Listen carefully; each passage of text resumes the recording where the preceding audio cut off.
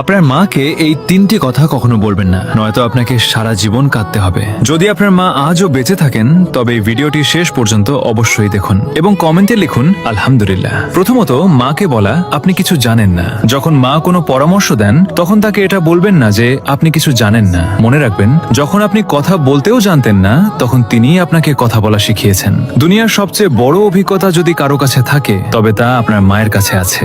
দ্বিতীয়ত, মাকে কখনো বলবেন না আপনি আমার জন্য কি করেছেন। যদি কখনো আপনার মনে হয় যে মা আপনার জন্য কিছুই করেননি, তবে সেই রাতগুলোকে মনে করুন যখন আপনি অসুস্থ ছিলেন আর মা সারা রাত জেগে আপনার সেবা করেছেন। আপনার এক ফোঁটা চোখের জলে যদি কেউ সারা রাত না ঘুমিয়ে থাকে তবে তিনি কেবল মাই হন। তৃতীয়ত, আমাকে একা ছেড়ে দিন। রাগের মাথায় মাকে কখনো বলবেন না আমাকে একা ছেড়ে দিন, কারণ একদিন তিনি সত্যিই আপনাকে চিরদিনের জন্য একা ছেড়ে চলে যাবেন। তখন আপনি চাইবেন কেবল একবার তার সাথে কথা বলতে, কিন্তু তখন অনেক দেরি হয়ে যাবে। যদি আপনার মা বেঁচে থাকেন তবে তার জন্য একটি সুন্দর কমেন্ট অবশ্যই করবেন।